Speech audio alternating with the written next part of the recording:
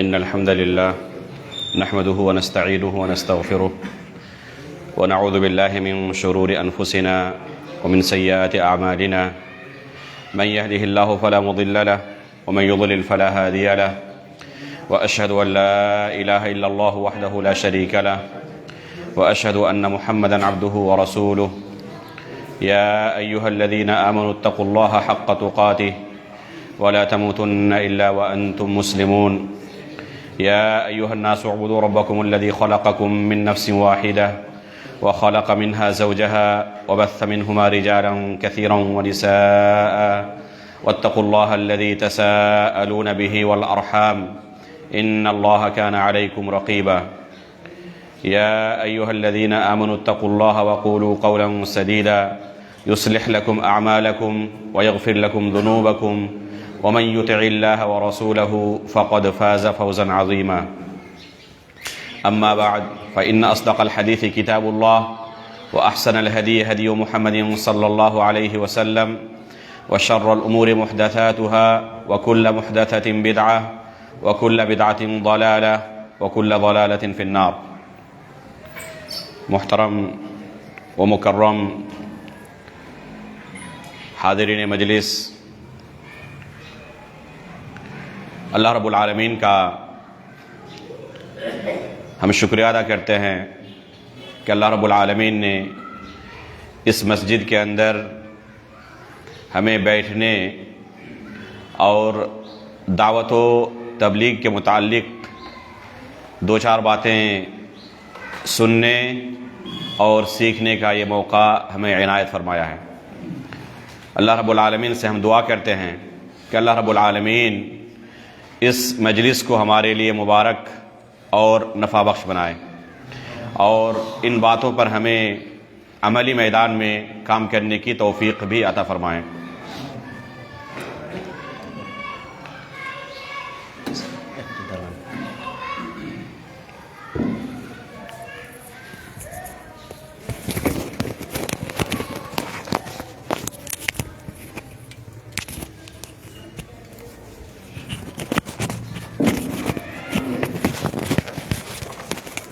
الحمدللہ یہ کوئی عام مجلس نہیں ہے، یہ اہل علم کی مجلس ہے، اور جیسے کہ مجھے خبر دی گئی ہے کہ اس مجلس میں شریک جتنے بھی افراد ہیں ان سب کا تعلق یا تو تدریس کے ساتھ ہے یا امامت اور خطابت کے ساتھ، دعوت و تبلیغ کے ساتھ، اور اسی لیے ذمہ داران کی طرف سے یہ موضوع انتخاب کیا گیا ہے کہ دعوت و تبلیغ کے اصول و ضوابط کو بیان کیا جائے، اصلاح معاشرہ میں ائمہ اور دعات کا کیا کردار ہے، ان کی کیا ذمہ داریاں ہیں، ان باتوں پر ترکیز کی جائے، ان امور کو ذکر کیا جائے۔ میرے بھائیوں، اللہ رب العالمین نے ہمیں جو مقام و مرتبہ عطا کیا ہے وہ بہت ہی عظیم ہے۔ ہم تمام کے تمام لوگ اللہ رب العالمین کے چنے ہوئے لوگ ہیں، چنندہ بندے ہیں۔ اللہ رب العالمین کا قرآن کریم کے اندر ارشاد ہے ثم اورثنا الکتاب الذین اصطفینا من عبادنا، اس کتاب کے لیے ہم نے اپنے بندوں میں سے بعض بندوں کو چن لیا ہے، انتخاب کر لیا ہے۔ اللہ رب العالمین کے ہم چنندہ بندے ہیں۔ اللہ رب العالمین نے کتاب اللہ کی خدمت کے لیے، شریعت کی خدمت کے لیے ہمیں چن لیا ہے۔ اللہ رب العالمین کے اس کلام کی تفسیر آپ کو نبی صلی اللہ علیہ وسلم کے قول میں مل جائے گی۔ آپ صلی اللہ علیہ وسلم کا ارشاد ہے العلماء ورثۃ الانبیاء، کہ یہ علماء انبیاء کے وارث ہیں۔ وراثت کس چیز میں؟ درہم و دینار میں۔ انبیاء اپنے بعد جو بھی درہم و دینار چھوڑتے ہیں وہ وراثت میں شامل نہیں ہوتی، یہاں تک کہ جس طرح کسی دوسرے شخص کی وفات ہو تو اس کے ترکے کو اس کے وارثین کے درمیان تقسیم کیا جاتا ہے۔ انبیاء کرام کی وفات کے بعد ان کے وارثین کے درمیان ان کے ترکے کو تقسیم نہیں کیا جاتا۔ تو انبیاء کے وارث ہونے کا کیا معنی ہے؟ انبیاء کے وارث ہونے کا معنی یہ ہے کہ انبیاء کا جو مشن تھا اس مشن کے یہ وارث ہیں، انبیاء کی جو دعوت تھی اس دعوت کے یہ وارث ہیں، انبیاء کی جو ذمہ داریاں تھیں ان ذمہ داریوں کے یہ وارث ہیں۔ اللہ رب العالمین نے انبیاء اکرام کو لوگوں کی رشد و ہدایت کے لیے بھیجا تھا، شریعت کی تبلیغ کے لیے بھیجا تھا، لوگوں کو صحیح راستے پر لانے کے لیے بھیجا تھا۔ انبیاء اکرام کی وفات کے بعد اب یہ علماء اکرام کی ذمہ داری ہے کہ اس مشن کو آگے بڑھائیں، لوگوں تک صحیح دین کو پہنچائیں، کیونکہ دین کو حاصل کرنے کا، دین کو سیکھنے کا یہی مؤثر طریقہ ہے کہ اہل علم سے اسے حاصل کیا جائے۔ اللہ رب العالمین چاہتا تو صرف کتاب نازل کر دیتا اور کتاب نازل کر کے یہ کہہ دیتا کہ اسی کتاب کو تم لوگ پڑھ لو اور اس کے مطابق اپنی زندگی گزارنے کی کوشش کرو، لیکن اللہ رب العالمین نے صرف کتاب نازل نہیں کی بلکہ ساتھ میں انبیاء اکرام کو نازل کیا، انہیں مبلغ بنا کر بھیجا۔ اسی طرح اللہ کے رسول صلی اللہ علیہ وسلم کسی علاقے میں جب دین کی تبلیغ کرنے کے لیے ضرورت محسوس کرتے تو وہاں پر صرف قرآن کریم کے نسخے نہیں بھیج دیتے، قرآن کی آیتیں جو صحابہ اکرام کے درمیان لکھی ہوئی تھی، گرچہ پورا قرآن مصحف کی شکل میں ایک جگہ اللہ کے رسول کے زمانے میں جمع نہیں ہوا تھا، لیکن قرآن لکھا ہوا تھا۔ صحابہ اکرام درخت کے چھالوں پر، پتوں پر، درختوں پر، ہڈیوں پر، چمڑوں پر قرآن کریم کو لکھا کرتے تھے، سینوں کے اندر محفوظ بھی تھا اور ان مختلف چیزوں میں قرآن کریم لکھا ہوا بھی تھا۔ اللہ کے رسول چاہتے تو قرآن لکھ کر دور دراز کے علاقوں میں بھیج دیتے، اپنی احادیث کو لکھ کر دور دراز کے علاقوں میں بھیج دیتے کہ ان قرآن کی آیتوں پر، ان احادیث پر آپ عمل کر لیں، لیکن نہیں، نبی صلی اللہ علیہ وسلم نے کبھی بھی یہ طریقہ اختیار نہیں کیا، بلکہ جن جگہوں پر ضرورت محسوس کی صحابہ اکرام کو مبلغ بنا کر بھیجا، داعی بنا کر بھیجا، عملی تطبیق کے لیے بھیجا، کیونکہ دین کی تبلیغ کا یہی طریقہ ہے کہ اسے کتاب سے نہیں بلکہ اہل علم سے حاصل کیا جائے، اہل علم کے سامنے بیٹھ کر شریعت کے نصوص کو سمجھنے کی کوشش کی جائے۔ انبیاء اکرام کے گزرنے کے بعد یہ علماء اکرام کی ذمہ داری ہے۔ اللہ رب العالمین نے ہمیں بہت بڑا اونچا مقام عطا کیا ہے، اور ظاہر سی بات ہے جس چیز کی فضیلت زیادہ ہوتی ہے اس کی ذمہ داری بھی اسی طرح بڑی ہوتی ہے۔ یہ صرف فضیلت حاصل کرنے کی چیز نہیں ہے کہ ہم خوش ہو جائیں کہ اللہ رب العالمین نے ہمارا مقام بہت اونچا رکھا ہے، بلکہ ہماری اوپر اللہ رب العالمین نے ذمہ داری بھی اسی طرح عائد کی ہے جس طرح ہمیں اونچا مقام عطا کیا ہے۔ یہ ذمہ داریاں اگر ہم صحیح طور پر ادا کرتے ہیں تب ہمیں یہ فضیلت حاصل ہوگی، لیکن اگر ان ذمہ داریوں کو ہم ادا نہ کریں، جو ہمارے اوپر خود سب سے پہلے ذمہ داریاں عائد ہوتی ہیں، اپنے نفس پر سب سے پہلے اپنے نفس پر ان کی تطبیق نہ دیں، خود ان پر عمل نہ کریں، جو شریعت ہم پڑھ رہے ہیں خود ان پر عمل نہ کریں، تو یہ دین، یہ شریعت، یہ کتاب و سنت، یہ سب ہمارے لیے وبال جان بن جائے گا۔ آپ نے بارہا یہ حدیث سنی ہوگی، کتابوں کے اندر پڑھا ہوگا کہ سب سے پہلے جہنم کو علماء کرام کے ذریعے جلایا جائے گا۔ یہ کون سے علماء کرام ہوں گے؟ جو پڑھتے تو تھے، شریعت کا علم تو اچھی طرح حاصل کیے تھے، لیکن جب عمل کی باری آئی تو سب سے پیچھے تھے۔ یہ علم کے اندر کمی نہیں تھی لیکن علم کے مطابق عمل نہیں تھا، اس لیے سب سے پہلے جو علم ہم نے حاصل کیا ہے اس کے اولین مخاطب خود ہم ہیں کہ سب سے پہلے اپنے نفس پر اس علم کی تطبیق دیں۔ ہمارے عمل سے ظاہر ہونا چاہیے کہ ہم نے کچھ پڑھا ہے، جیسے کہ اللہ کے رسول صلی اللہ علیہ وسلم کی مشہور حدیث ہے کہ اگر اللہ رب العالمین نے کسی کو مال و دولت سے نوازا ہے تو اس کے اوپر اس مال کا اثر ظاہر ہونا چاہیے۔ اب اگر کوئی بہت زیادہ مالدار ہے، کروڑ پتی ہے، لیکن خود فقیروں کی طرح رہتا ہے، کپڑے سے، گھر بار سے، ہر چیز سے فقیری جھلک رہی ہے، تو لوگ جب جانیں گے کہ یہ خود فقیر ہے تو اس کے پاس کوئی ہاتھ پھیلانے کے لیے آئے گا؟ ظاہر سی بات ہے کہ اسے لوگ دینے کے بارے میں سوچیں گے، لینے کے بارے میں نہیں۔ اس لیے اللہ کے رسول صلی اللہ علیہ وسلم نے ایک صحابی کو دیکھا جو اسی طرح پراگندہ حال تھا، پوچھا کہ اللہ رب العالمین کی نعمت، مال اور دولت کی نعمت آپ کو ملی ہوئی نہیں ہے؟ انہوں نے کہا کہ اللہ تعالیٰ نے مجھے بہت زیادہ نوازا ہے، ہر طرح کی نعمتوں سے نوازا ہے۔ تو اللہ کے رسول نے کیا فرمایا کہ اس نعمت کا اثر آپ کے اوپر ظاہر ہونا چاہیے تاکہ لوگوں کو پتا چلے کہ آپ کے پاس یہ نعمت موجود ہے۔ یہی حال علم کا بھی ہے. لوگوں کو پتا چلنا چاہیے کہ آپ کے پاس علم ہے. یہ پتا کب چلے گا؟ دو طریقوں سے چلے گا. سب سے پہلے خود اس علم پر آپ عمل کرنے والے ہوں، اور دوسرا طریقہ جو آپ نے علم حاصل کیا ہے اسے دوسروں تک پہنچائیں. ایسا نہیں کہ آپ کے پاس علم ہے لیکن آپ چپکے سے اپنے گھر کے اندر دبکے ہوئے ہیں، کسی کو پتا ہی نہیں کہ ان کے پاس بھی علم ہے اور ان کے ذریعے بھی ہم علمی استفادہ کر سکتے ہیں. اگر کوئی شخص ظاہر ہی نہ ہو، جمعہ کے دن سب سے آخر میں مسجد میں پہنچنے والا ہو، کہیں پر کوئی سوال کیا جائے علم رہنے کے باوجود خاموش ہو اور دوسرے لوگوں کو موقع دے جن کے پاس علم نہیں ہے، تو ظاہر سی بات ہے کہ جب لوگوں کو علم ہی نہیں رہے گا کہ آپ کے پاس شریعت کا علم ہے تو آپ سے لوگ استفادہ کا حق نہیں کر پائیں گے. اس لیے اس علم کا اثر ہمارے اوپر ظاہر ہونا چاہیے، عمل کے ذریعے بھی، دعوت و تبلیغ کے ذریعے بھی. تو یہ جو اللہ رب العالمین نے ہمیں مقام و مرتبہ عطا کیا ہے تو اسی حساب سے ہمارے اوپر بہت بڑی ذمہ داری بھی عائد کی ہے. ہم انبیاء کے وارث ہیں، اور انبیاء کے وارث ہونے کا معنی یہ ہے کہ جو ذمہ داری ان پر تھی دین کی دعوت اور تبلیغ کی، وہی ذمہ داری علماء کرام پر ہے، اہل علم پر ہے، طلبہ علم پر ہے کہ جس چیز کو وہ سیکھ رہے ہیں اسے دوسروں تک پہنچائے. تبھی ہم حقیقت میں اس طلب علم کے اندر مخلص مانے جائیں گے کہ اخلاص کے ساتھ ہم نے اس دین کو سیکھا ہے. اگر اخلاص نہ ہو طلب علم کے اندر تو یہ علم حقیقت میں ہمارے لیے وبال جان ہے. اسی وجہ سے ہمیں خطیب بغدادی رحمہ اللہ کی مشہور کتاب اقتضاء العلم العمل، یہ بہت ہی پیاری کتاب ہے، اس کا تکرار کے ساتھ مراجعہ کرنا چاہیے. بہت پتلی سی کتاب ہے اور علامہ البانی رحمہ اللہ کی تحقیق سے یہ کتاب چھپی ہوئی ہے.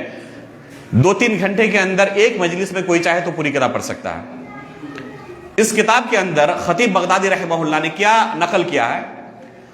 قرآن کی آیتیں، نبی صلی اللہ علیہ وسلم کی احادیث، سلف صالحین، صحابہ اکرام، تابعین، تبع تابعین کے آثار، کہ جو علم ہم حاصل کر رہے ہیں یہ علم عمل کا تقاضا کرتا ہے. اقتضاء العلم العمل، کہ یہ علم عمل کا تقاضا کرتا ہے.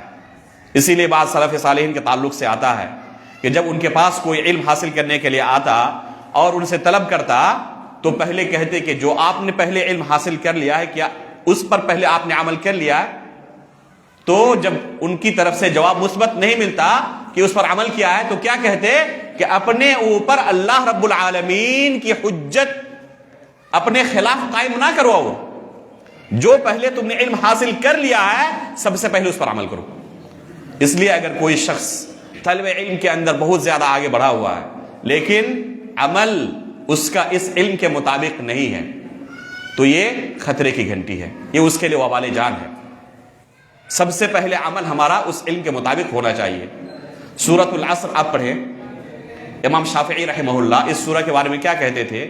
لو ما انزل اللہ عز وجل الا هذه السورة على الخلق لكفتهم، کہ اللہ رب العالمین اگر اس سورہ کے علاوہ اور کوئی دوسری سورت نازل نہ کرتے تب بھی صرف یہ سورت مخلوق کے لیے کافی ہوتی. اب غور کریں اس سورہ کی عظمت. اس سورہ کے اندر اللہ رب العالمین نے کیا بیان کیا ہے؟ والعصر ان الانسان لفی خسر الا الذین آمنوا وعملوا الصالحات وتواصوا بالحق وتواصوا بالصبر. 4 بنیادی چیزوں کا اللہ رب العالمین نے اس سورہ کے اندر تذکرہ کیا ہے. یہ حقیقت میں پوری شریعت کا خلاصہ ہے. پہلی چیز کیا ہے؟ تمام کے تمام انسان گھاٹے میں ہے، خسارے میں ہے سوائے 4 قسم کے لوگوں کے. یہ کون لوگ ہیں؟ الا الذین آمنوا، پہلے نمبر پر جو ایمان لائے. شیخ محمد بن عبد الوہاب رحمہ اللہ نے الاصول الثلاثہ کے اندر شروع میں ہی اس سورے کا تذکرہ کیا ہے اور اس سے ان 4 مسائل کا استنباط کیا ہے بہت ہی اختصار کے ساتھ اور جامع انداز میں. یہ پہلی جو صفت ہے الا الذین آمنوا، یہ علم کی دلیل ہے، کیونکہ ایمان بغیر علم کے قابل قبول نہیں ہے.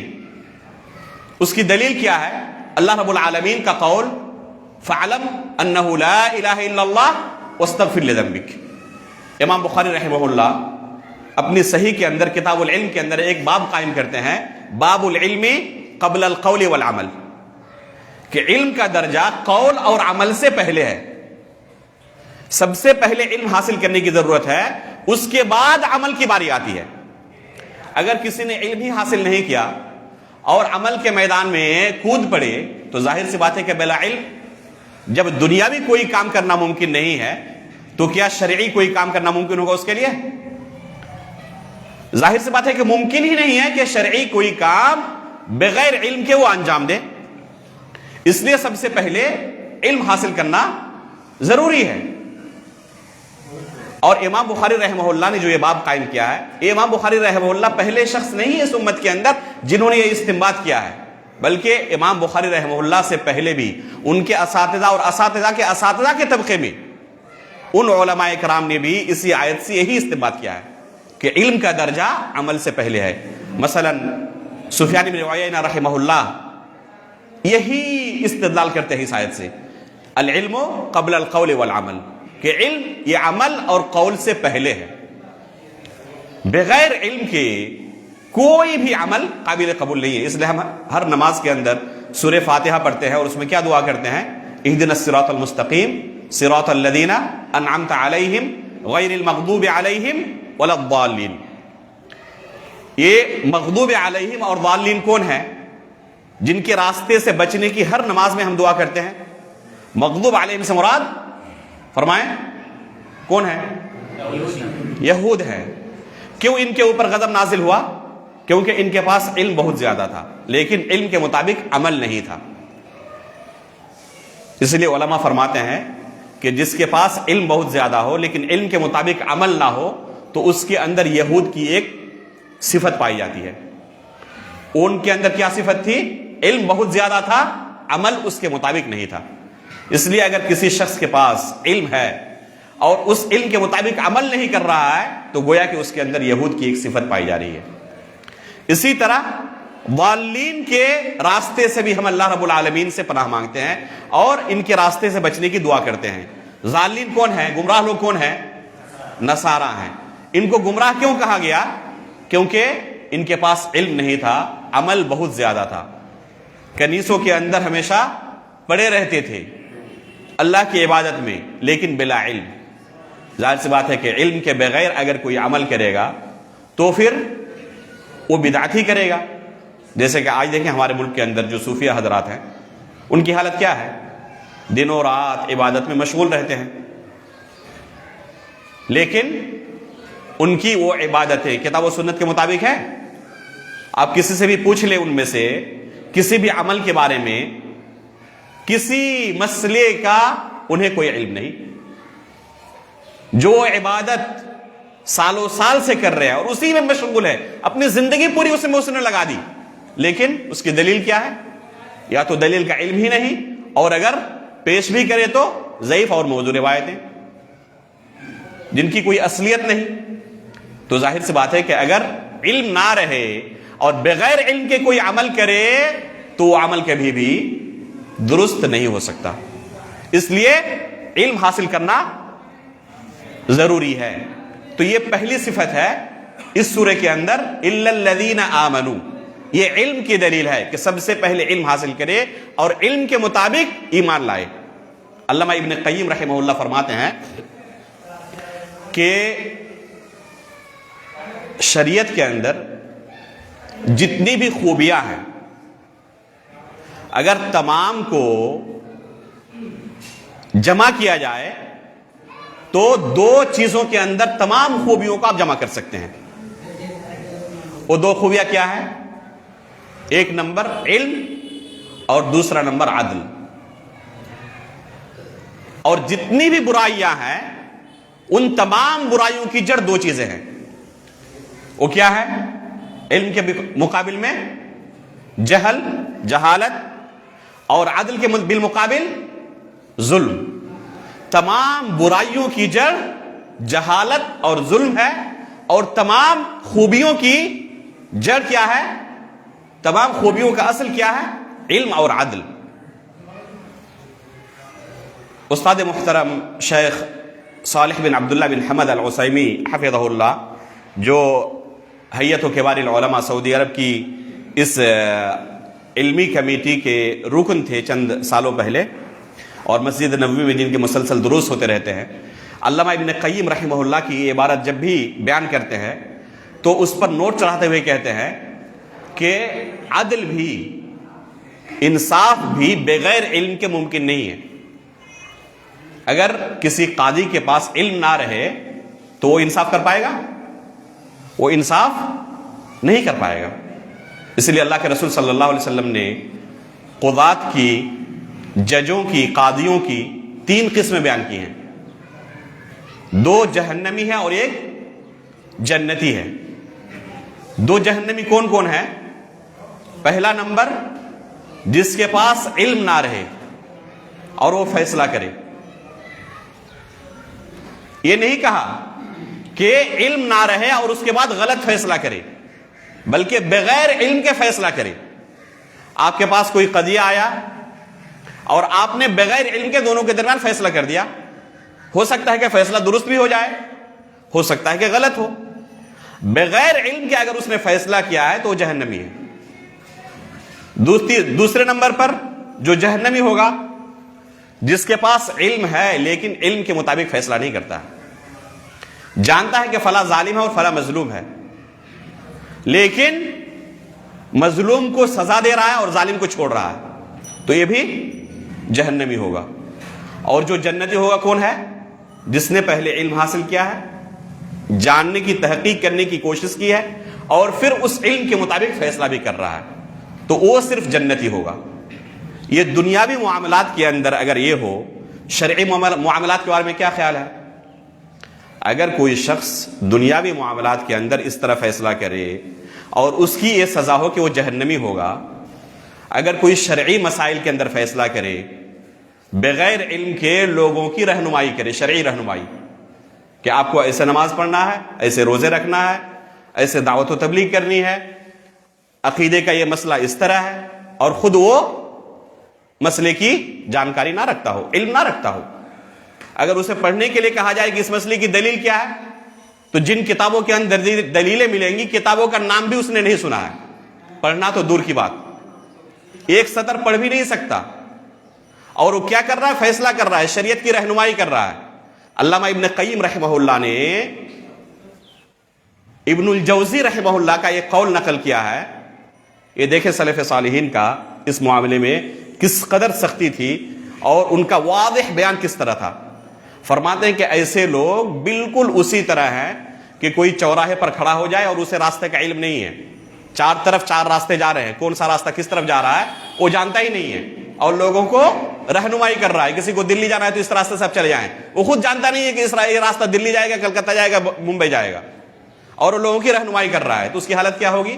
کہ اسی طرح شرعی مسائل کے اندر رہنمائی کرنے والا ہے، جو خود علم نہیں رکھتا اور لوگوں کی رہنمائی کر رہا ہے، وہ خود گمراہ ہوگا اور دوسروں کو کیا کرے گا؟ گمراہ کرے گا۔ ایسے ہی لوگوں کے بارے میں اللہ کے رسول صلی اللہ علیہ وسلم نے، صحیح بخاری کی حدیث ہے، بیان کیا ہے کہ ان هذا العلم ينتزع انتزاعا حتى اذا لم يبق عالما اتخذ الناس رؤوسا جهالا۔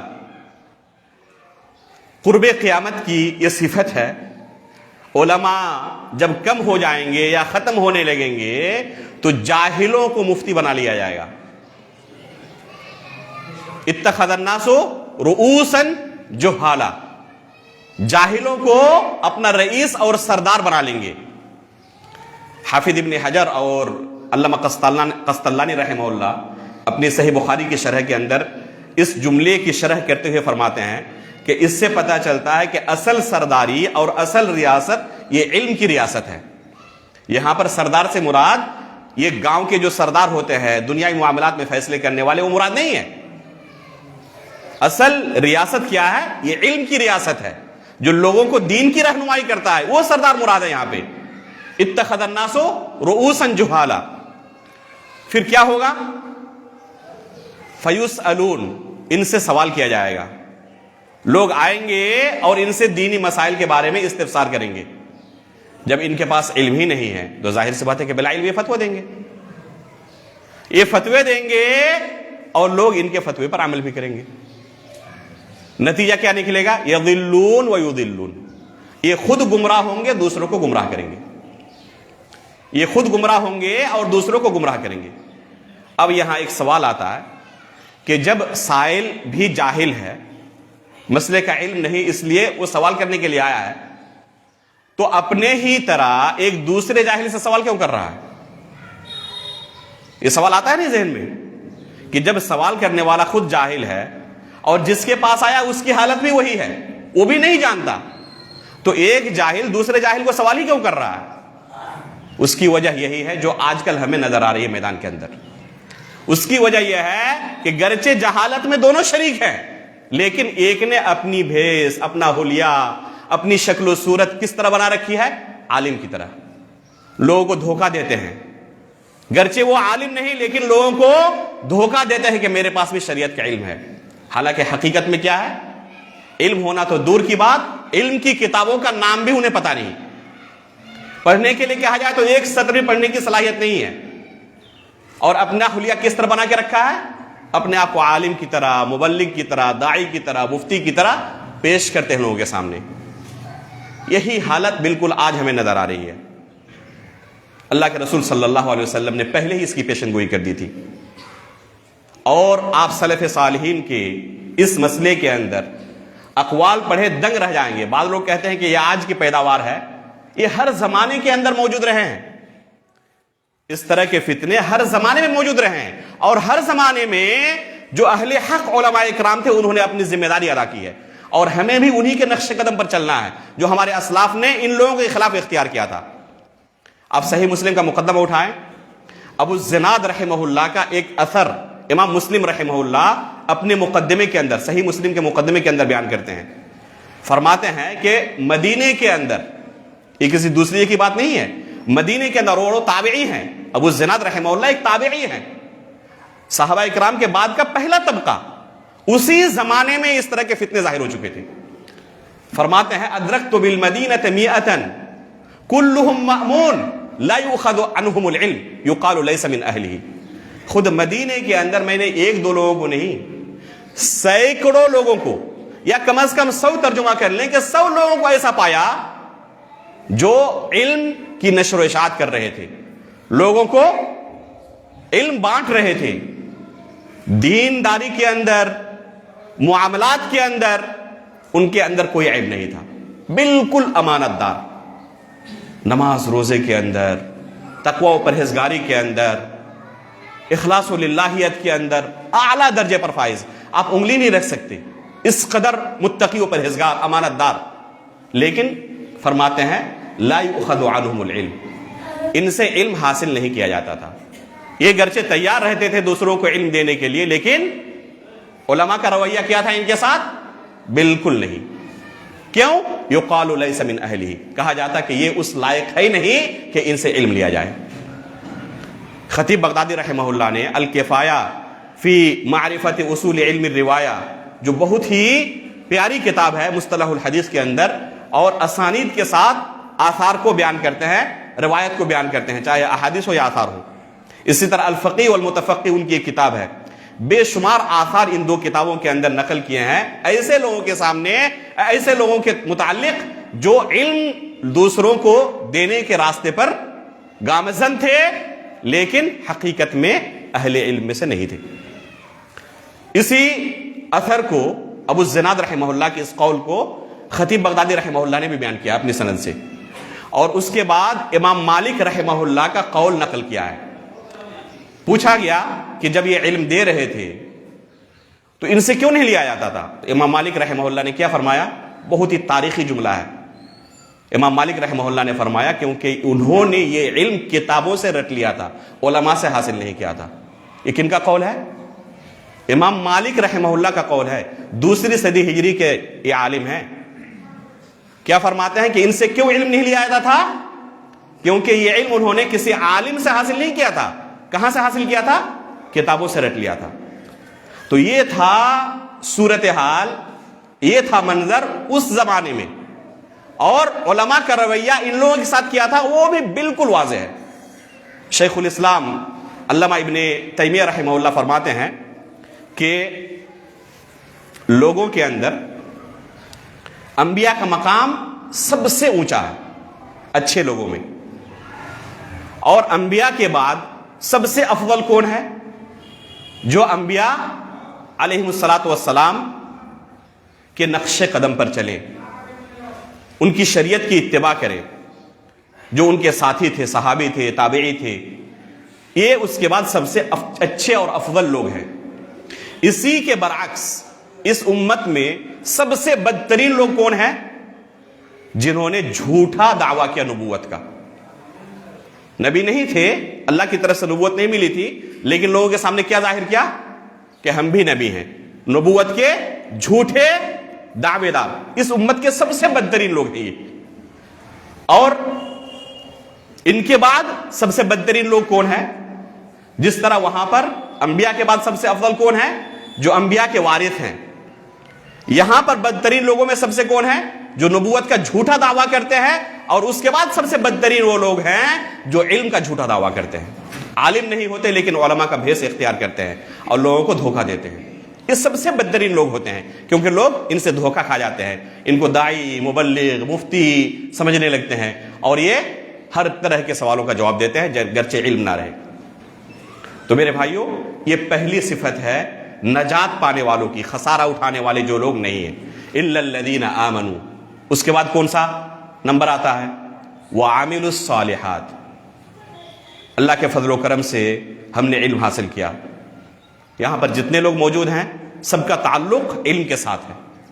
ہم نے علماء کے سامنے بیٹھا، ایک مدت تک تعلیم حاصل کی، اللہ کے فضل و کرم سے اسی راستے میں گامزن ہیں، اسی راستے پر چل رہے ہیں، کیونکہ علم حاصل کرنے کی کوئی مدت حقیقت میں نہیں ہوتی ہے، آخری سانس تک انسان سیکھتے ہی رہتا ہے۔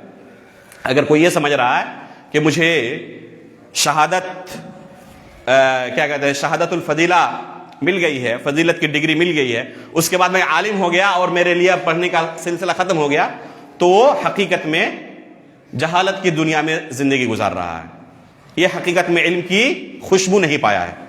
تو یہ علم نہیں ہے حقیقت میں کہ کوئی سمجھے کہ پڑھنے کا اور سیکھنے کا میرا زمانہ ختم ہو گیا ہے۔ تو اس کے بعد نمبر آتا ہے، یہ نمبر الحمدللہ پہلا، اسی راستے پر ہم گامزن ہیں۔ دوسرا نمبر کیا آتا ہے؟ وعاملوا الصالحات، کہ انہوں نے پھر نیک عمل کیا، الا الذین آمنوا وعاملوا الصالحات۔ اس کے بعد عمل کی باری آتی ہے۔ اب ہر کوئی اپنا جائزہ لے کہ اس علم کے مطابق ہمارا عمل کتنا ہے۔ اگر حقیقت میں ہمارا اس علم کے مطابق عمل ہے تو ہم ان لوگوں میں سے نہیں ہوں گے جو خسارہ اٹھانے والے میں سے، لیکن اگر عمل ہمارا اس علم کے مطابق نہیں ہے تو معاملہ بڑا سنگین ہے۔ اس کے بعد کیا فرمایا؟ وَتَوَاصَوْا بِالْحَقِّ۔ یہ دعوت کی دلیل ہے، یہ دلیل ہے دعوت کی۔ آپ نے علم حاصل کیا، الحمدللہ عمل بھی اس کے مطابق کر رہے ہیں، یہ کافی نہیں ہے، بلکہ اس کے بعد اس علم کی طرف لوگوں کو دعوت دینی ہے، لوگوں کو یہ علم پہنچانا ہے۔ علم حاصل کرنے کے بعد خود اس پر عمل کیا لیکن کبھی کسی کو بتایا نہیں، ہمیشہ سب سے پیچھے رہے، تو آپ نے اس علم کے ساتھ ناانصافی کی۔ جس طرح مال نصاب کو پہنچ جائے تو اس پر زکوٰۃ واجب ہو جاتی ہے، اسی طرح علم کا معاملہ ہے۔ اگر اللہ رب العالمین نے آپ کو علم کی دولت سے نوازا ہے تو آپ اس کی زکوٰۃ ادا کریں، اور اس کی زکوٰۃ ادا کرنا کیا ہے؟ عمل کرنا اور لوگوں کو دین کی تعلیم دینا۔ امام احمد بن حنبل رحمہ اللہ اور دیگر سلف صالحین سے منقول ہے، کہا بعض لوگوں نے سوال کیا کہ ہم طلب علم کے اندر مخلص کیسے بن سکتے ہیں، کیسے پتا چلے کہ جو علم ہم حاصل کر رہے ہیں اس علم کے حاصل کرنے میں ہم مخلص ہیں، ہمارے دل کے اندر اخلاص ہے؟ تو انہوں نے کیا کہا؟ اس کا آسان سا طریقہ یہ ہے، سب سے پہلے تم یہ نیت کرو کہ میرے اندر بے شمار شرعی مسائل کے تعلق سے علم نہیں ہے، میں اپنے نفس سے جہالت کو دور کروں گا ان مسائل کو سیکھ کر۔ سب سے پہلے نیت کرو، اور یہ نیت کرنا آسان ہے یا نہیں ہے؟ یہ بالکل آسان ہے۔ دوسرے نمبر پر جو علم میں نے سیکھا ہے اس پر عمل کروں گا۔ جب تم طلب کر رہے ہو، سیکھ رہے ہو علم کو، تو اس وقت کیا نیت کرو کہ اس علم کو سیکھ کر میں اپنے نفس سے جہالت کو دور کروں گا، اور پھر جب جہالت دور ہو گئی اللہ کے فضل و کرم سے، تم نے اس علم کو سیکھا تو اس پر عمل بھی کرو۔ اگر آپ اس علم کے مطابق عمل کر رہے ہیں اس کا مطلب کہ آپ مخلص ہیں۔ تیسرے نمبر پر کیا کہا؟ اس کے بعد دوسرے جو جاہل ہیں، شرعی مسائل کے تعلق سے لا علم ہے، انہیں ان مسائل کی جانکاری دو، دوسروں سے جہالت کو دور کرو۔ یہ تیسرا مرتبہ ہے۔ اور چوتھا مرتبہ ہے کہ اس علم کی حفاظت کرو۔ ایسا نہیں کہ ہم نے پڑھ لیا تھا، الحمدللہ پڑھنے کے زمانے میں بہت زیادہ مراجعہ کرتے تھے، تکرار کرتے تھے، لیکن جب ڈگری مل گئی تو اب اس کے بعد اس علم کو ہم نے بھلا دیا، اس کے ساتھ اب کوئی تعلق نہیں، نہ عمل کا تعلق، نہ دعوت کا تعلق، اور نہ تکرار اور مراجعے کا تعلق، اس کی حفاظت کا کوئی اہتمام۔ چوتھے نمبر پر انہوں نے کیا کہا؟ صیانتہ، اس علم کی حفاظت کرنا۔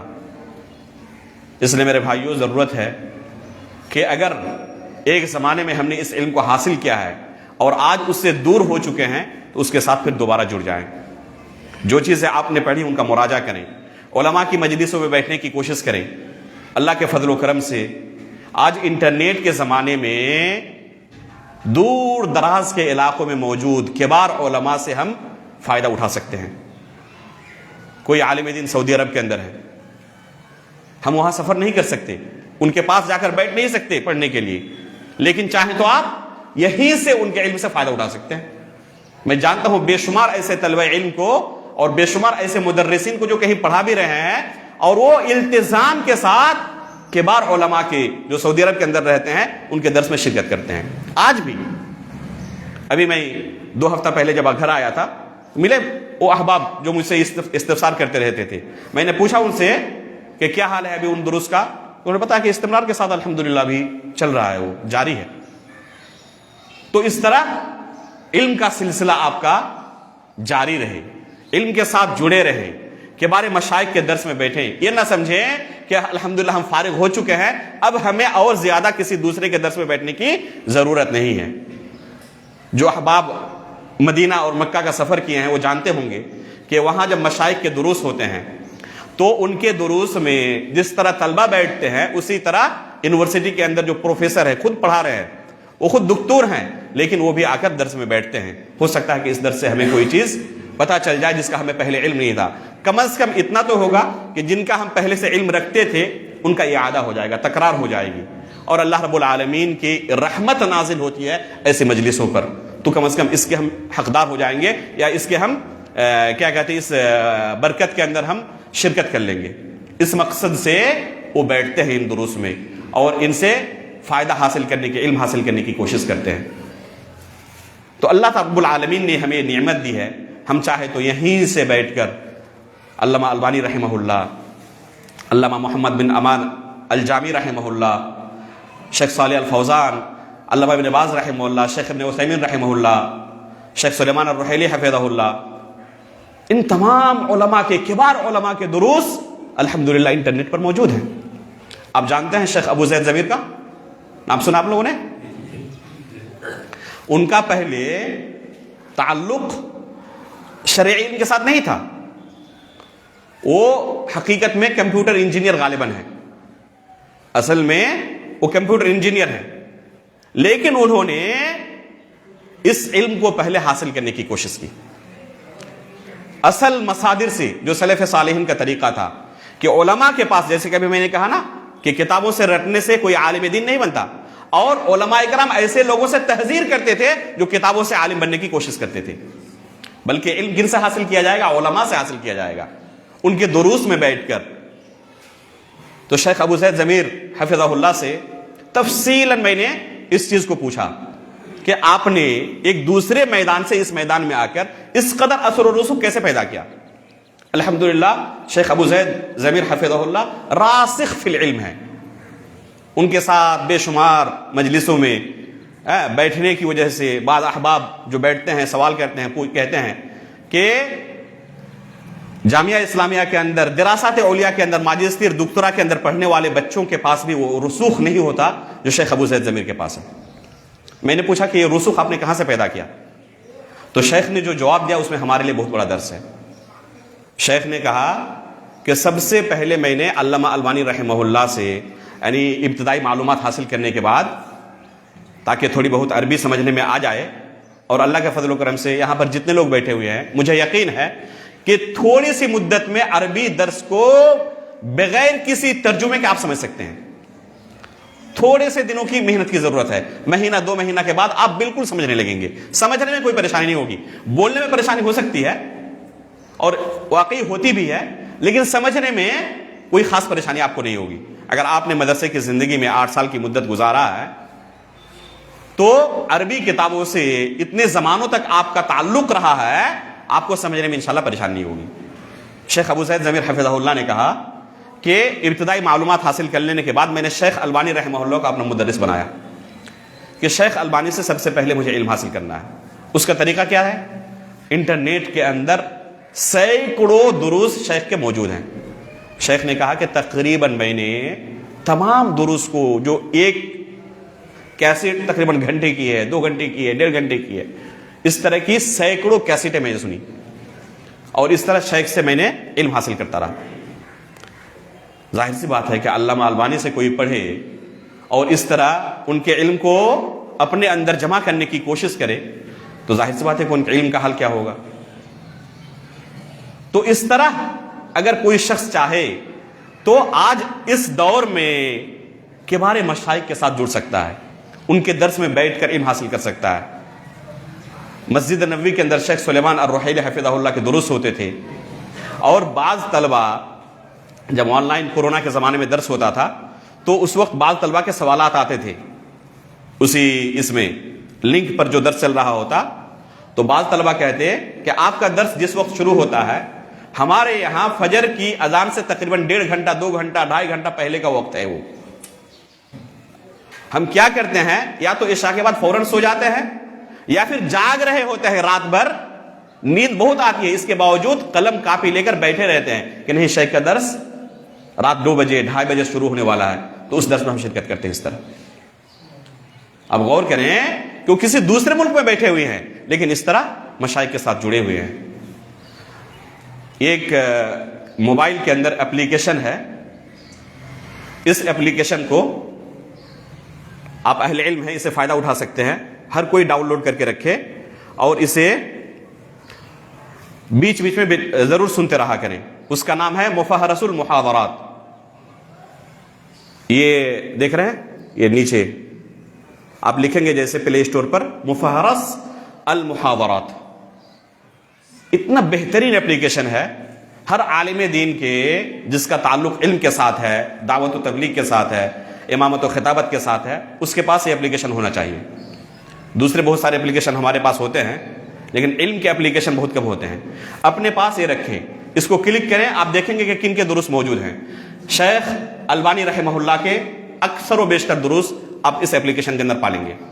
شیخ محمد مختار الشنقیطی حفظہ رحمہ اللہ کے دروس، شیخ صالح الفوزان، شیخ عبد المحسن العباد، شیخ صالح آل شیخ، شیخ ابن عثیمین، شیخ ابن باز، شیخ امان الجامی، اور بے شمار دروس ہیں۔ شیخ زید المدخلی، شیخ محمد بن ہادی المدخلی، عبدالعزیز الراجحی، شیخ ربیع المدخلی، شیخ صالح السحیمی، شیخ عبید الجابری، شیخ فرکوس، شیخ عبداللہ البخاری، شیخ ابراہیم الرحیلی، اس طرح بے شمار علماء اکرام ہیں جن کے دروس اس اپلیکیشن کے اندر موجود ہیں۔ آپ کلک کریں استاد کے نام پر، ان کے تمام دروس آ جائیں گے، بلکہ عناوین کے ساتھ۔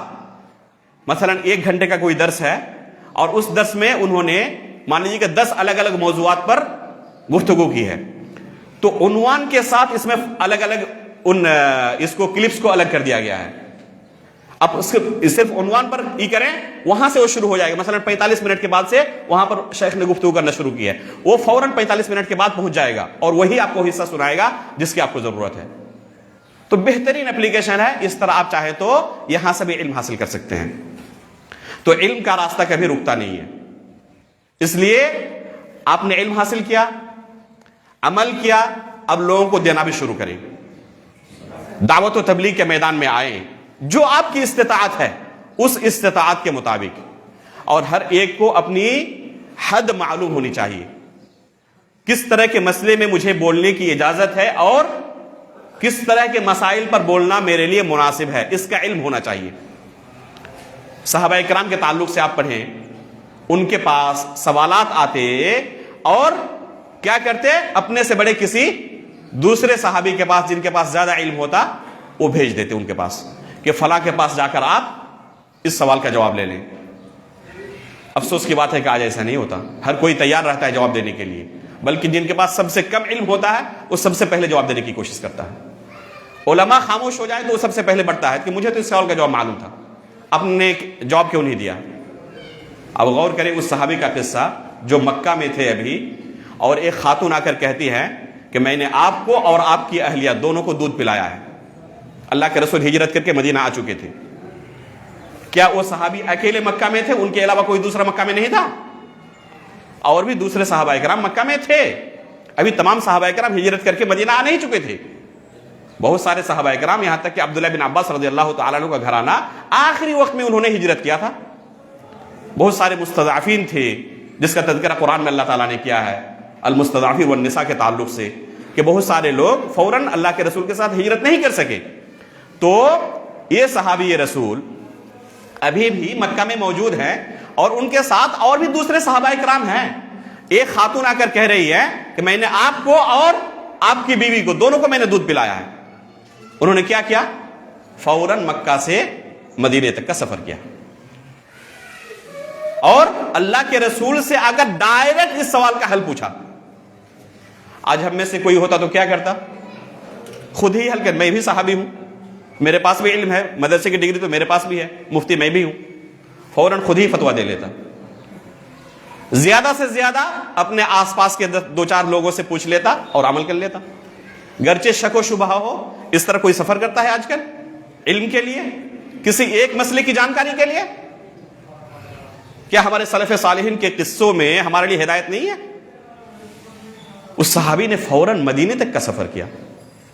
اگر ظاہراً کتاب و سنت کو جیسے آج لوگ کرتے ہیں نا، انٹرنیٹ میں فوراً سوال داخل کیا اور جو جواب ملا فوراً عمل کر لیا۔ آج انٹرنیٹ سب سے بڑا مفتی بنا ہوا ہے، گوگل سب سے بڑا مفتی ہے، اور انٹرنیٹ اور گوگل کو دیکھ کر لوگ مفتی بنے ہوئے ہیں۔ انہوں نے اگر ظاہری نصوص کو دیکھا ہوتا اور اس مسئلے کا حل کیا ہوتا تو کیا کہتے کہ گواہی کے لیے کتنے لوگوں کی گواہی کی ضرورت ہے؟ کسی مسئلے پر فیصلہ کرنا ہو کتنے لوگوں کی گواہی کی ضرورت ہے بتائیں؟ 2 لوگوں کی گواہی کی ضرورت ہے۔ اگر گواہی دینے والا ایک ہو تو اس کی گواہی معتبر نہیں ہے۔ اگر کوئی خاتون ہو تو 2 خاتون ایک مرد کے بالمقابل، مثلا کوئی ایک مرد آیا اور ایک خاتون آئی، کیا دونوں کی گواہی کے مطابق فیصلہ کر دیا جائے گا؟ نہیں، طلب کیا جائے گا کہ ایک اور خاتون کو آپ لائیں، اس لیے کہ 2 خاتون ایک مرد کے بالمقابل ہوگا، 2 خاتون کی تعداد ایک مرد کے بالمقابل ہوگی، اس لیے یہاں پر صرف ایک خاتون ہے گواہی دینے والی، مرد ہے ہی نہیں، اور خاتون بھی کتنی؟ صرف ایک۔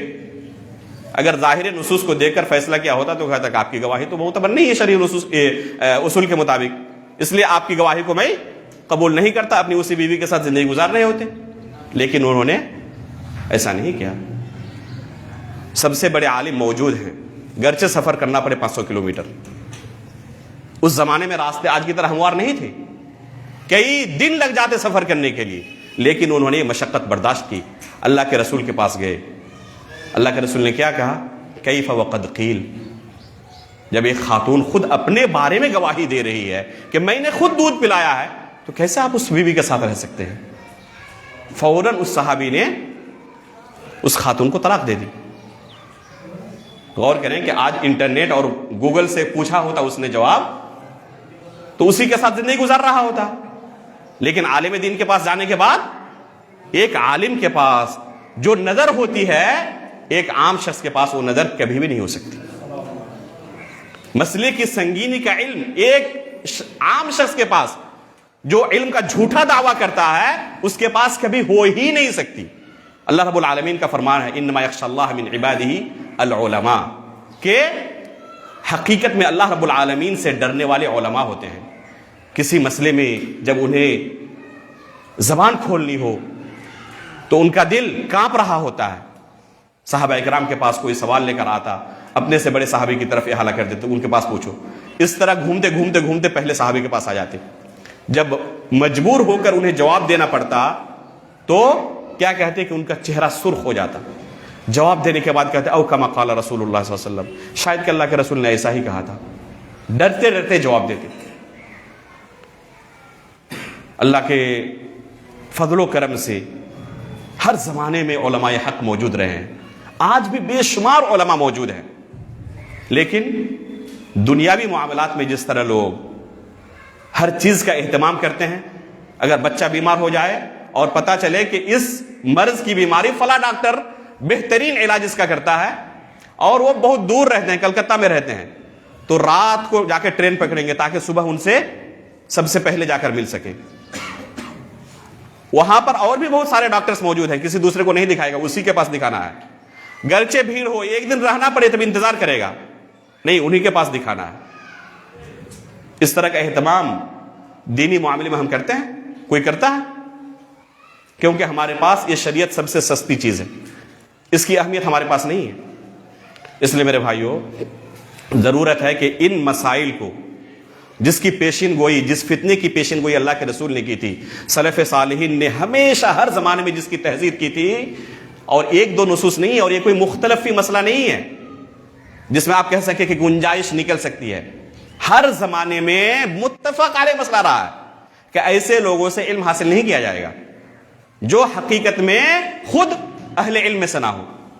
لیکن افسوس کی بات ہے کہ آج ایسے لوگوں کو اسٹیج دیا جاتا ہے، مفتی بنا کر پیش کیا جاتا ہے، داعی بنا کر پیش کیا جاتا ہے، ایسے لوگوں کی پیٹھ تھپ تھپائی جاتی ہے.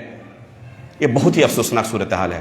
خصوصاً اگر اہل علم میں سے کوئی ان کی تائید کرے تو یہ اور زیادہ افسوسناک بات ہے. اس لیے میرے بھائیوں، آپ کے اوپر جو اللہ رب العالمین نے ذمہ داری عائد کی ہے، اس ذمہ داری کو سمجھیے اور اس کا حق ادا کرنے کی کوشش کیجیے. اگر آپ نے یہ ذمہ داری ادا نہ کی تو جس طرح دوسری نعمتوں کے بارے میں ہم سے سوال کیا جائے گا، لَتُسْأَلُنَّ يَوْمَئِذٍ عَنِ النَّعِيمِ، تو اس نعمت کے بارے میں بھی ضرور پوچھا جائے گا.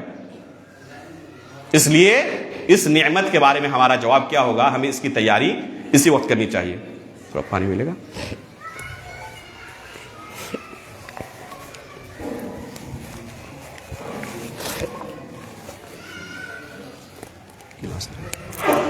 دے دیجیے اس کو، کوئی مسئلہ نہیں. کوئی مسئلہ نہیں.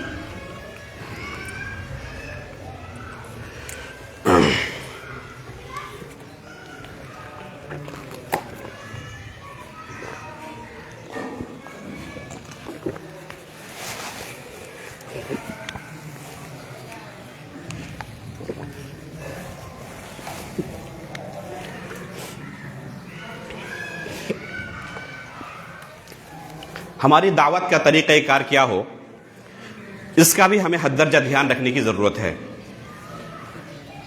شریعت کے تمام مسائل یکساں نہیں ہیں اور تمام مسائل کی اہمیت ایک طرح کی نہیں ہے. بے شمار مسائل ایسے ہیں جن کا جاننا ہر شخص کے لیے ضروری ہے. جس طرح ایک عالم دین کے لیے ضروری ہے، اسی طرح ایک عام شخص کے لیے بھی ضروری ہے. مثلا جو قبر کے سوال ہیں، کیا اس سوال کا جواب معلوم ہونا صرف عالم دین کے لیے ضروری ہے؟ ایک عام شخص کے لیے بھی اسی طرح ضروری ہے جس طرح ایک عالم دین کے لیے ضروری ہے؟ افسوس کی بات ہے کہ آج کل آپ کو معاشرے کے اندر بے شمار ایسے لوگ مل جائیں گے جن کے پاس شریعت کا بنیادی علم نہیں ہے. بنیادی علم نہیں ہے، گرچہ ان کے پاس بعض مختلف مسائل کا علم رہے. آپ مختلف مسائل کے سلسلے میں ان سے پوچھ لیں، بعض مختلف مسائل کا بھی وہ جواب دے دیں گے. لیکن آپ ان سے پوچھیں ایمان باللہ کا کیا معنی ہے، اللہ رب العالمین پر ہم ایمان کیسے رکھیں، اس کے متعلق کم از کم کتنا علم حاصل کرنا ایک عام شخص کے لیے بھی ضروری ہے تاکہ وہ مسلمان باقی رہ سکے. آپ جا کے انٹرویو لے لیں، کتنے لوگ جواب دے پائیں گے؟ ایمان کے کتنے ارکان ہیں پوچھ لیں، کوشش کریں کبھی پوچھنے کی. جو مسجد کے اندر آتے ہیں ان لوگوں سے، جو نہیں آتے تو اور بدرجہ اولا نہیں جانتے ہوں گے. آدھے لوگوں کو پائیں گے کہ مسئلے کا علم نہیں ہے، ایمان کے کتنے ارکان ہیں اسی کا علم نہیں ہے. اگر کسی نے بتا بھی دیا ایمان بالملائکہ کا کیا معنی ہے، فرشتوں پر ایمان ہمارا کیسا ہو، رسولوں پر ایمان ہمارا کیسا ہو، کتاب اللہ پر ایمان لانا ضروری ہے، کیسا ہو ہمارا ایمان، تقدیر پر ایمان لانا کسی کو پوچھ لیں، عام لوگوں کو تو چھوڑ دیں، طلب علم کو جا کر مدرسوں میں پوچھ لیں، تقدیر کے معاملے میں مدرسے کے اندر طلب علم میں بہت سارے آپ کو جواب نہیں دے پائیں گے کہ تقدیر پر ہمارا ایمان کیسا ہونا چاہیے۔ تو یہ مسائل ایسے ہیں جن کا جاننا صرف علماء کے لیے نہیں بلکہ عام شخص کے لیے بھی ضروری ہے۔ نماز کا طریقہ، وضو کا طریقہ، یہ بنیادی مسائل ہیں جن کا علم ہونا ہر شخص کے لیے ضروری ہے۔ ایسے مسائل کو کیا کہا جاتا ہے؟ معلوم من الدین بالضرورہ۔ ایسے مسائل کو فقہا کی اصطلاح میں، علماء کی اصطلاح میں معلوم من الدین بالضرورہ کہا جاتا ہے۔ ایسے مسائل ہیں جن کا جاننا ہر مسلمان کے لیے ضروری ہے۔ کوئی یہ کہہ کر بچ نہیں سکتا کہ میں عالم دین نہیں تھا اس لیے مجھے اس مسئلے کا علم نہیں ہے، یہ کہہ کر اللہ کے پاس نہیں بچ سکتا۔ وہ پوچھا جائے کہ اللہ کے رسول کا نام کیا ہے، کہ مجھے پتا نہیں ہے۔ افسوس کی بات یہ ہے، جب گزشتہ چھٹی میں تقریباً برہیٹ کانفرنس میں جب میں آیا تھا، شاید 2 ہفتہ یا 3 ہفتہ پہلے کی بات ہے، میرے گھر میں علاقے کے بعد اہل علم آئے جو بعض مدارس میں تدریس کا فریضہ انجام دے رہے ہیں۔ میں نے کئی مرتبہ کنفرم ہونے کے لیے ان سے پوچھا اور انہوں نے کئی مرتبہ مجھے جواب دیا۔ کیا سوال تھا ان کا، کیا مسئلہ لے کر میرے پاس آئے تھے کہ ہمارے گاؤں میں بعض نوجوان ایسے ہیں جو مفتی بنے ہوئے ہیں، لوگوں کو دین کے مسائل کے بارے میں فتوے دیتے ہیں۔ ان سے ہم نے پوچھا کہ اللہ کے رسول کا نام کیا ہے، تو جواب نہیں دے پائے۔ مفتی صاحب اللہ کے رسول کا نام کیا ہے، جواب نہیں دے پائے۔ مجھے بڑا تعجب ہو کہ ایسا تو ہو نہیں سکتا۔ میں نے کئی بار پوچھا کہ حقیقت میں اللہ کے رسول کا نام کیا ہے، جواب نہیں دے پائے۔ تو انہوں نے یقین کے ساتھ بالجزم کئی بار مجھے جواب دیا کہ اللہ کے رسول کا نام کیا، جواب نہیں دے پائے۔ اللہ المستعان۔ اس کی وجہ کیا ہے؟ مختلف مسائل جن کا تذکرہ حقیقت میں کلاس روم میں ہونا چاہیے تھا طلبہ کے سامنے، ان مسائل کا بھی انہیں علم ہے، لیکن جن مسائل کے نہ جاننے کی وجہ سے وہ دائرہ اسلام سے خارج ہو سکتے ہیں، ان مسائل کا انہیں علم نہیں ہے۔ اس کی وجہ کیا ہے؟ کیونکہ ہمارا جو دعوت کا طریقہ ہے اس کے اندر خلل ہے۔ ہم نے ان مسائل پر ترکیز کرنے کی کوشش ہی نہیں کی، اگر کی بھی تو بہت ہی محدود پیمانے پر، کبھی کبھی ان مسائل کا تذکرہ ہو جاتا ہے، لوگوں کو پتہ ہی نہیں ہوتا۔ میں اکثر گاؤں میں آ کر روزانہ کوشش کرتا ہوں کم از کم ایک درس ہو، کبھی ایک سے زیادہ بھی ہو جائے، جن مسائل کو، بنیادی مسائل جو ہوتے ہیں جن کا جاننا ہر شخص کے لیے ضروری ہے۔ جب ان مسائل کا بیان کرتا ہوں تو لوگ کہتے ہیں کہ پہلی مرتبہ ہم سن رہے ہیں، یہ ہم نے کبھی سنا ہی نہیں تھا، لیکن اب پتہ چل رہا ہے کہ یہ ایسے مسائل ہیں جن کا جاننا ہر شخص کے لیے ضروری ہے۔ اگر ان مسائل کا بھی ہمیں علم نہ رہے تو ہم مسلمان باقی نہیں رہ سکتے۔ یہ خاتون ہمارے گھر آئی، ہماری پڑوسن ہے، کئی بچوں کی ماں ہے، عمر کا ایک حصہ گزر چکا ہے، 40-45 سال گزر چکا ہے، رمضان میں حالت حیض میں تھی اور روزے کی حالت میں تھی۔ یہ کوئی کسی دوسرے سے سن کر بیان نہیں کر رہا ہوں، خود میرے گھر کی بات ہے۔ میرے گھر کی ایک پڑوسن جو حالت حیض میں تھی اور روزے کی حالت میں تھی، جب ہمارے گھر کی خواتین نے کہا کہ تو روزہ تو جائز ہی نہیں ہے اس حالت میں، کیسے آپ نے روزہ رکھ لیا؟ انہوں نے کہا کہ ہر سال میں نے اسی طرح رکھا ہے۔ وجہ کیا ہے؟ کیونکہ اس کی عمر گرچہ 50 سال ہو چکی ہے، 40 سال ہو چکی ہے، 30 سال 35 سال ہو چکی ہے، کبھی 30 سال میں ایک مرتبہ بھی اس کے کان میں یہ فتویٰ نہیں گیا تھا، یہ مسئلہ نہیں گیا تھا، کبھی بیان کرنے کی علماء نے ضرورت ہی محسوس نہیں کی۔ لوگ سوچتے ہیں کہ یہ تو عام مسائل ہیں، تو ہر کوئی جانتا ہے۔ تو میرے بھائیوں، دعوت کن چیزوں کی دینی ہے، کون سی چیزیں اہم ہیں، اس کا ہمیں علم ہونا چاہیے۔ تقدیم الاہم فالاہم، جو سب سے بنیادی مسائل ہیں ان کا اعادہ بار بار کریں، گرچہ آپ اس سے پہلے ہی کر چکے ہیں۔ اس طرح اتنا زیادہ کریں کہ لوگوں کے ذہن کے اندر راسخ ہو جائے، سورہ فاتحہ کی طرح ان کو یاد ہو جائے۔ ایسا نہ ہو کہ 40 سال 50 سال کی عمر گزر چکی ہے اور ابھی تک یہ پتا نہیں کہ حالت حیض میں روزہ رکھنا جائز نہیں ہے، اس حالت میں نماز نہیں پڑھنی ہے۔ تو ظاہر سی بات ہے کہ اس خاتون کی کوتاہی سے کہیں زیادہ ہماری کوتاہی ہے۔ جنابت کا طریقہ، غسل جنابت کا کیا طریقہ ہے، یہ ایسا مسئلہ ہے جس کی ضرورت ہر شخص کو پڑتی ہے۔ غسل جنابت کا صحیح طریقہ کیا ہے، اس کی ضرورت کیا صرف علماء کو پڑتی ہے یا عام لوگوں کو بھی پڑتی ہے؟ ہر کوئی غسل جنابت کرتا ہے۔ اب جا کے پوچھ لیں کہ کتنے لوگوں کو پتا ہے غسل جنابت کا طریقہ؟ اب اکثر و بیشتر کو پائیں گے کہ پتہ نہیں ہے غسل جنابت کا کیا طریقہ ہے۔ تو ان مسائل کو، جو بنیادی مسائل ہیں شریعت کے، جس کے ذریعے ایک شخص اپنے دین کو، اپنے ایمان کو محفوظ رکھ سکتا ہے، فَلَا تَمُوتُنَّ إِلَّا وَأَنْتُمْ مُسْلِمُونَ، ہر خطبے میں ہم سنتے ہیں کہ تمہاری وفات کس حالت میں ہو؟ اسلام کی حالت میں ہو، تو کم از کم اپنے آپ کو مسلمان باقی رکھیں۔ کوئی ایسا کام ہم سے تو نہیں ہو رہا ہے جس کی وجہ سے ہم دار اسلام سے خارج ہو جائیں۔ نواقض اسلام، شیخ محمد بن عبد الوہاب رحمہ اللہ کی ایک پتلی سی کتاب ہے، ایک صفحے کی، فقط ایک صفحے کی ایک کتاب ہے۔ یہاں پر کتنے لوگوں نے کتاب پڑھی ہے بتائیں؟ یہاں تو سب اہل علم ہی ماشاءاللہ۔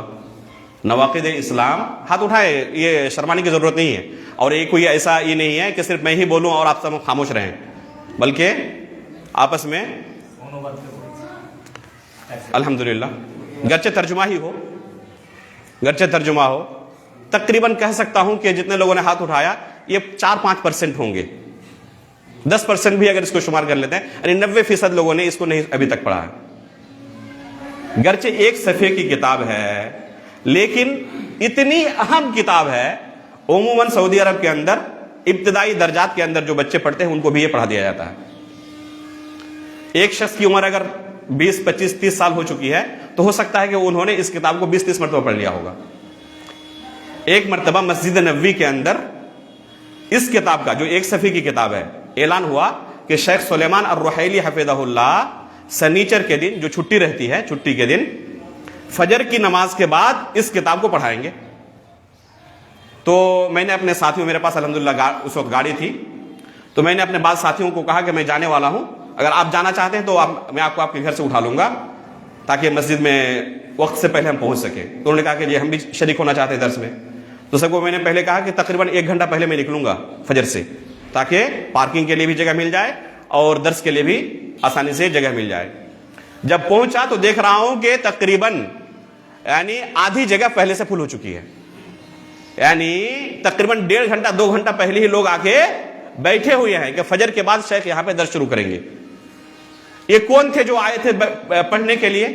یا تو ماجسٹر میں پڑھ رہے تھے، دکترا میں پڑھ رہے تھے، اور بے شمار لوگ ایسے تھے جو خود پروفیسر تھے یونیورسٹی کے اندر۔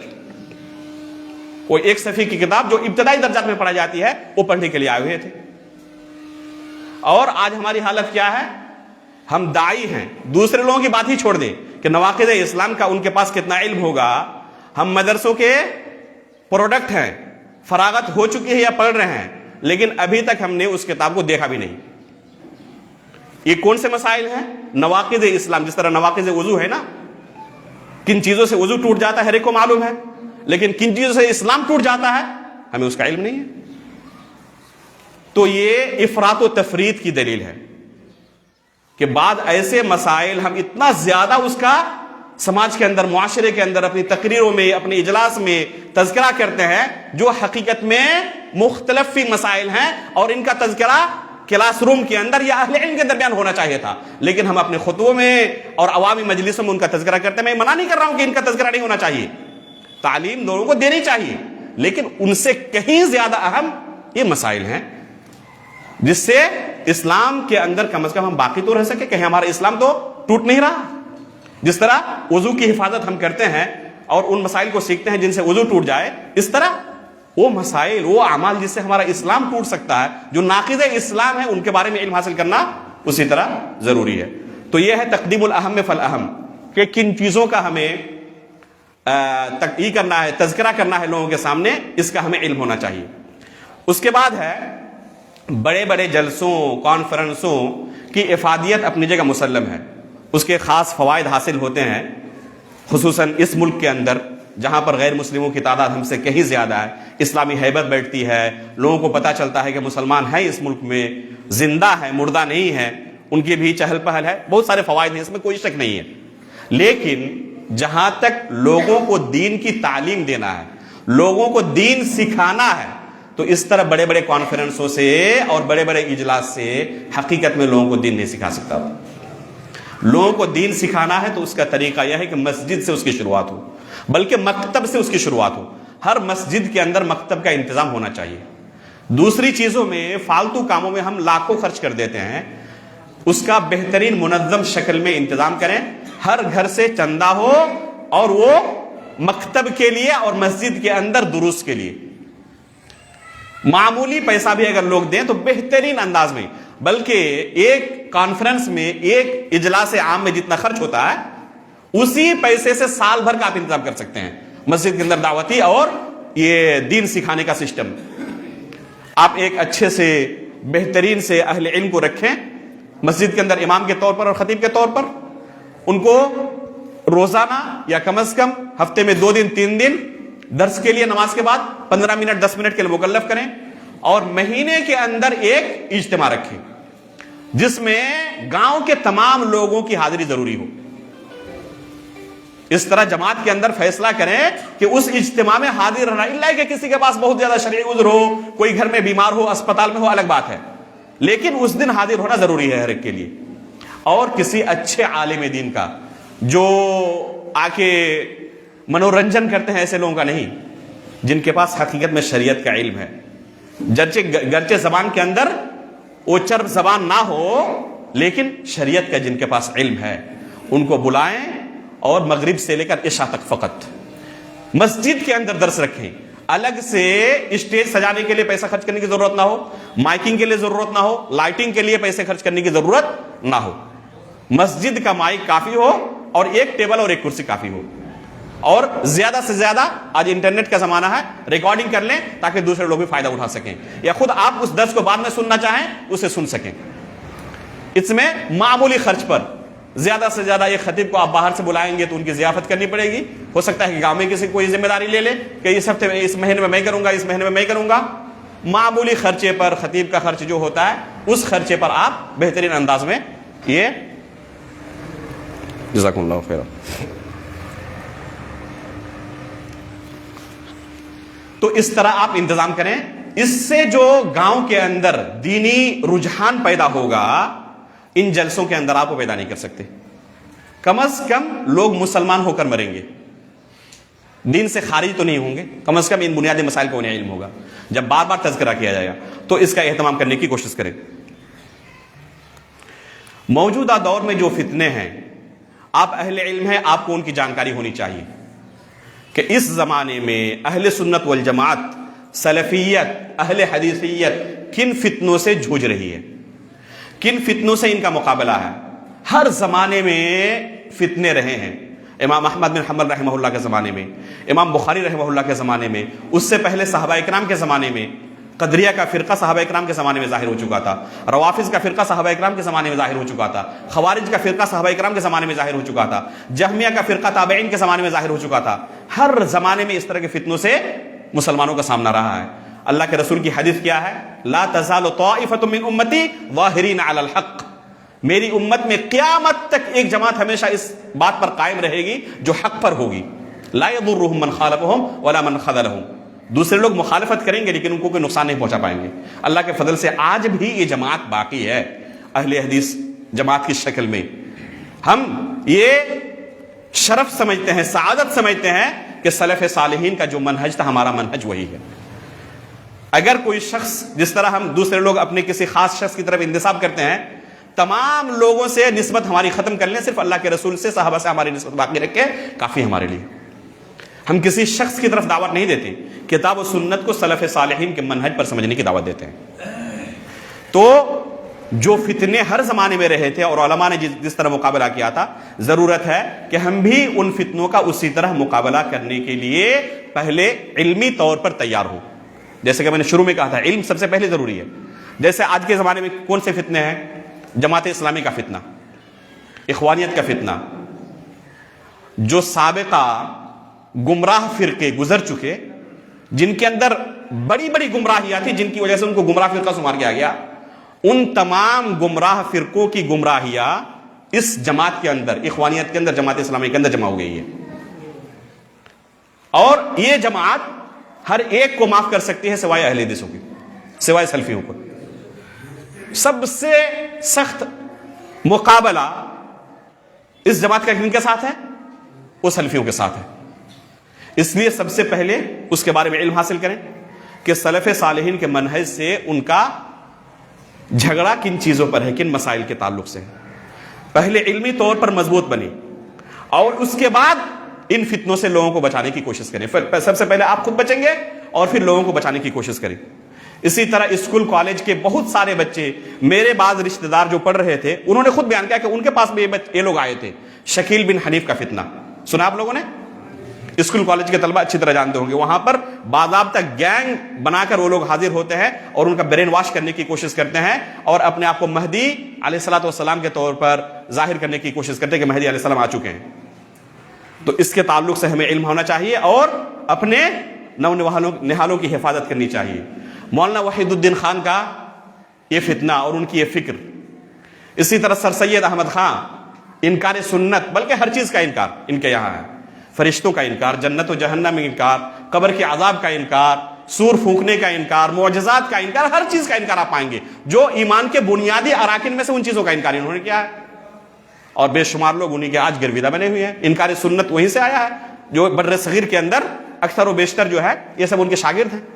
مولانا مودودی ہو، امین حسن اسرائی ہو، حمید الدین فرائی ہو، یہ تمام کے تمام لوگ انہی کے شاگرد ہیں، چلے چپاٹے ہیں، انہی سے اخذ کیا ہے۔ تو ان فتنوں کے تعلق سے، انکار سنت کا جو فتنہ ہے، اس تعلق سے، ان فتنوں کے تعلق سے آپ کو، اسی طرح بردرس کا فتنہ جو ہے جس کے بارے میں نے بہت تفصیل کے ساتھ بیان کیا، اس کے بارے میں جاننے کی اور خود اپنے آپ کو بچانے اور دوسروں کو بچانے کی ضرورت ہے۔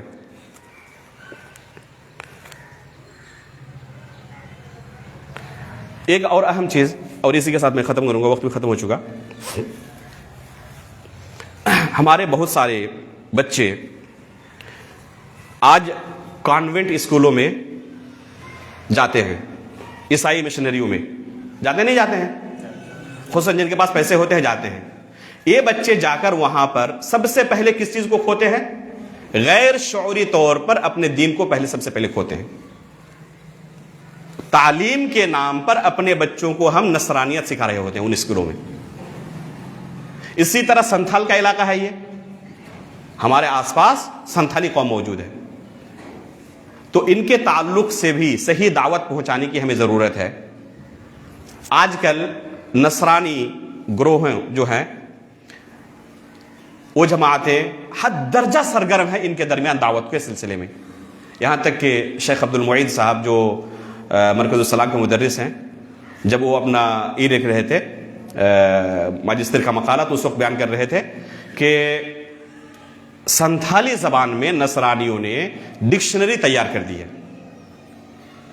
اب غور کریں کہ ان کی زبان انگریزی ہے، دوسرے ملک سے آئے ہیں اور سنتھالی زبان میں آ کر وہ ڈکشنری تیار کر دی ہے، کس لیے؟ تاکہ اپنے لوگوں کو یہ زبان سکھائی جائے اور نصرانیت یہاں پھیلائی جا سکے۔ لیکن ہمیں اس سے غافل ہیں، اس لیے ضرورت ہے کہ جو جتنا کر سکے، ضرور نہیں کہ ہر کوئی اس میدان میں لگ جائے، یہ ممکن نہیں ہے، لیکن فرض کفایہ ادا ہو جائے۔ اگر کوئی ایک بندہ، دو بندہ بھی اگر کر لے تو کم از کم اللہ رب العالمین کے پاس ہم معذور ہو سکتے ہیں۔ اللہ رب العالمین سے دعا ہے کہ اللہ رب العالمین نے ہمیں جو ذمہ داری دی ہے، ہمارے کندھوں پر یہ ذمہ داری عائد کی ہے، اسے بحسن و خوبی پورا کرنے کی، ادا کرنے کی ہمیں توفیق عطا فرمائے۔ اللہ رب العالمین اس علم کو ہمارے لیے حجت بنائے، ہمارے خلاف حجت نہ بنائے۔ اس علم کے مطابق سب سے پہلے خود ہمیں عمل کرنے کی توفیق عطا فرمائے اور اس کی طرف دوسروں کو دعوت دینے کی توفیق عطا فرمائے۔ اس کے راستے میں جو مصائب اور مشکلات پیش آئیں ان پر ہمیں صبر کرنے کی اللہ تعالیٰ توفیق عطا فرمائے۔ ایمان کی حالت پر ہماری وفات ہو اور نبیین، صدیقین، شہداء و صالحین کے ساتھ ہمارا حشر ہو۔ آمین تقبل رب العالمین، وصلی اللہ علی نبینا محمد۔